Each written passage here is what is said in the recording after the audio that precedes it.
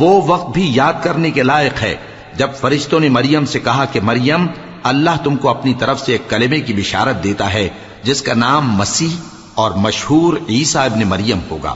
اور جو دنیا اور آخرت میں آبرو مند اور مقربین میں سے ہوگا، اور ماں کی گود میں اور بڑی عمر کا ہو کر دونوں حالتوں میں لوگوں سے یکساں گفتگو کرے گا اور نیکوکاروں میں ہوگا۔ مریم نے کہا کہ پروردگار، میرے ہاں بچہ کیوں کر ہوگا کہ کسی انسان نے مجھے ہاتھ تک تو لگایا نہیں۔ فرمایا کہ اللہ اسی طرح جو چاہتا ہے پیدا کرتا ہے، جب وہ کوئی کام کرنا چاہتا ہے تو ارشاد فرما دیتا ہے کہ ہو جا تو وہ ہو جاتا ہے،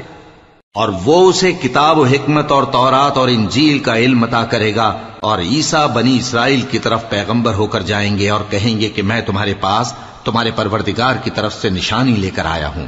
وہ یہ کہ تمہارے سامنے مٹی سے پرندے کی صورت بناتا ہوں، پھر اس میں پھونک مارتا ہوں تو وہ اللہ کے حکم سے سچ مچ پرندہ ہو جاتا ہے، اور پیدائشی اندھے اور ابرص کو تندرست کر دیتا ہوں،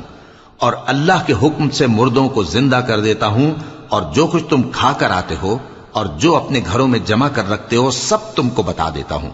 اگر تم صاحب ایمان ہو تو ان باتوں میں تمہارے لیے نشانی ہے، اور مجھ سے پہلے جو تورات نازل ہوئی تھی اس کی تصدیق بھی کرتا ہوں، اور میں اس لیے بھی آیا ہوں کہ بعض چیزیں جو تم پر حرام تھیں ان کو تمہارے لیے حلال کر دوں، اور میں تو تمہارے پروردگار کی طرف سے نشانی لے کر آیا ہوں، تو اللہ سے ڈرو اور میرا کہا مانو۔ کچھ شک نہیں کہ اللہ ہی میرا اور تمہارا پروردگار ہے، تو اسی کی عبادت کرو، یہی سیدھا رستہ ہے۔